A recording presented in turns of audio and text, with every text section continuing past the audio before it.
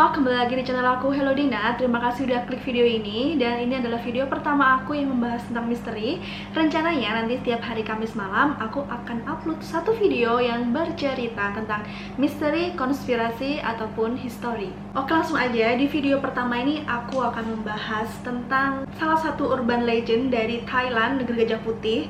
Dan banyak juga sumber yang menyebutkan kalau cerita ini tuh adalah based on true story alias cerita nyata yang benar-benar terjadi di masa itu. Secara garis besar, kisah ini menceritakan tentang kesetiaan seorang istri yang hingga dia meninggal pun dia tetap berbakti dan melayani suami sepenuh hati. Cerita ini terjadi di awal abad ke-19 saat pemerintahan Raja Mongkut. Ada seorang wanita bernama Menak dan seorang lelaki bernama Nemak.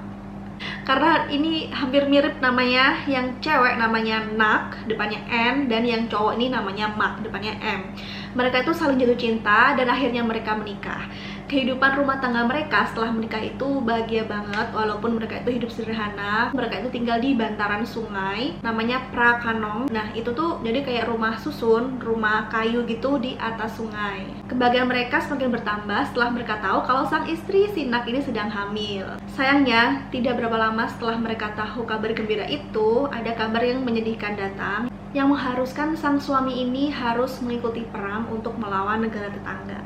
Hari berganti hari, minggu berganti minggu, bulan berganti bulan, dilalui sang istri Nak dengan penuh pengharapan kalau suaminya akan pulang. Dia rindu banget, dia sering nangis, dan dia tetap setia menunggu sang suami.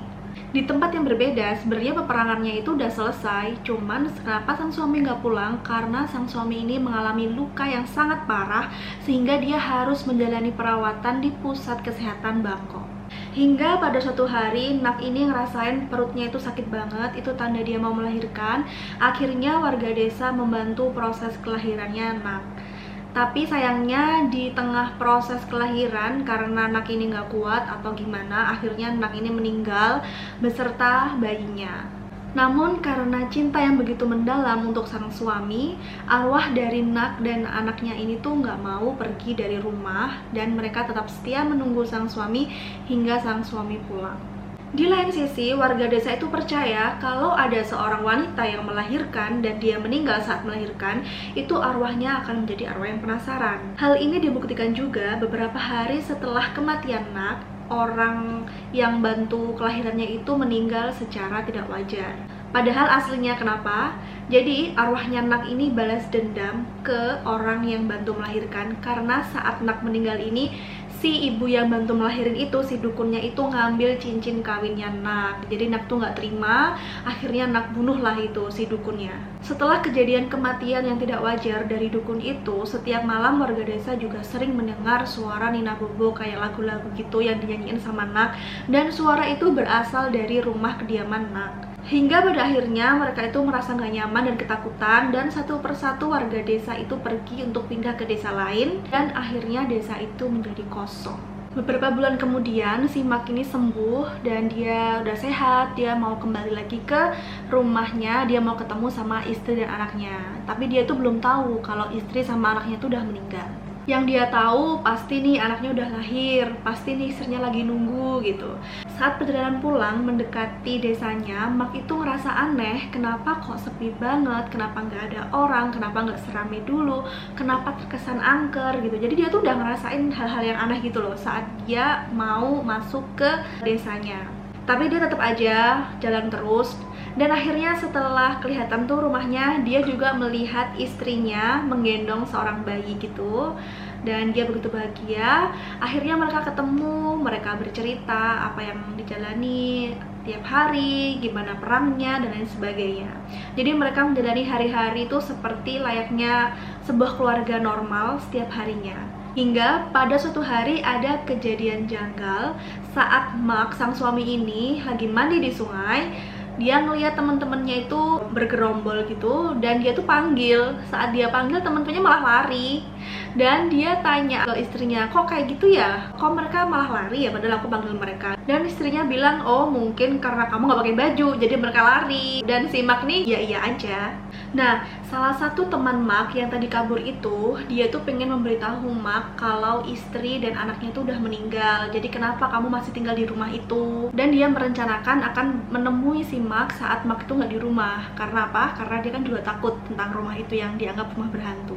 Pada suatu hari, dia bertemu Mark di hutan saat Mark itu lagi memotong kayu. Terus dia tuh tanya, gimana kabarmu? Aku baik, aku bahagia nih sama istriku, sama anakku, mereka lagi nunggu di rumah.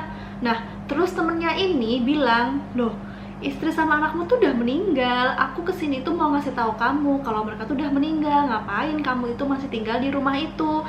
Ngapain kamu tinggal sendirian? Ayo kamu ikut pindah ke desa yang baru, desa dimana kita semua warga desa yang lama itu pindah ke situ. Karena setiap harinya kita tuh dihantui sama arwah istrimu. Nah, denger temennya bilang kayak gitu, nggak terima dong si Mark. Loh, kamu kok bisa ngomong kayak gitu? Kamu tuh kok kayak gitu sih? Orang aku tiap hari aja sama istriku, sama anakku, kita hidup bahagia layaknya sebuah keluarga. Kok kamu bisa-bisanya bikin gosip kayak gitu? Sampai akhirnya mereka bertengkar.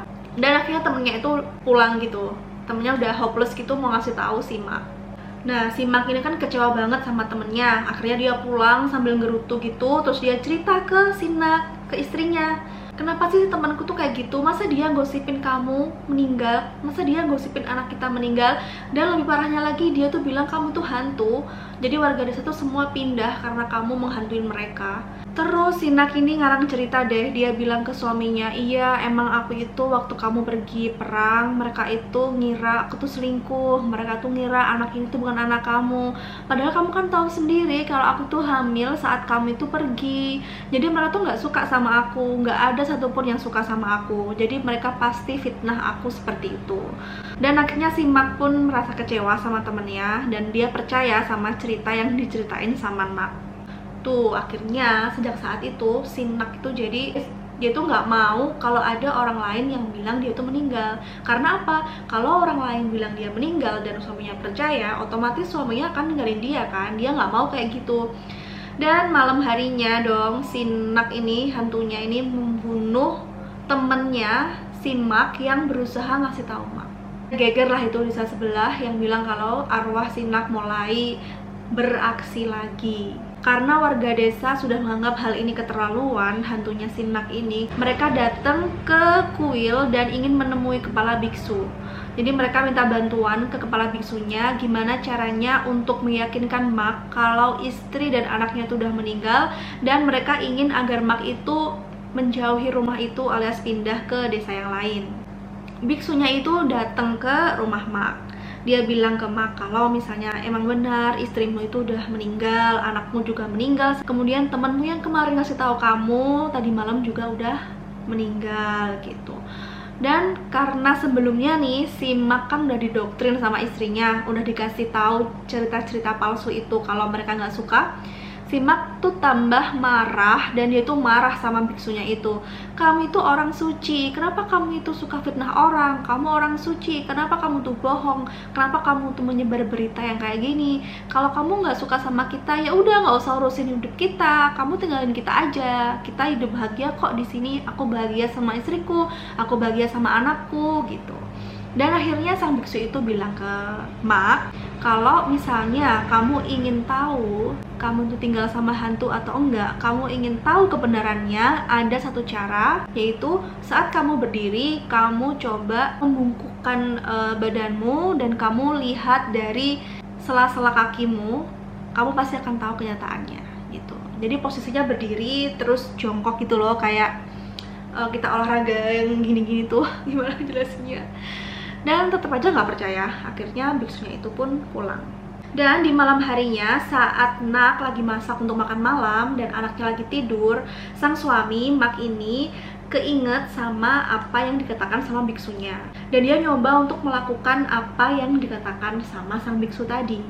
Dan benar, setelah dia melakukan itu, setelah dia bungkuk dan dia lihat dari sela-sela kakinya, semuanya berubah dan dia ketakutan. Dan emang bener, jadi selama ini dia itu ditutup gitu matanya. Jadi selama ini di penglihatan sang suami, rumahnya itu bersih, rumahnya itu bener-bener kayak rumah yang ditempatin dan anaknya tuh ada.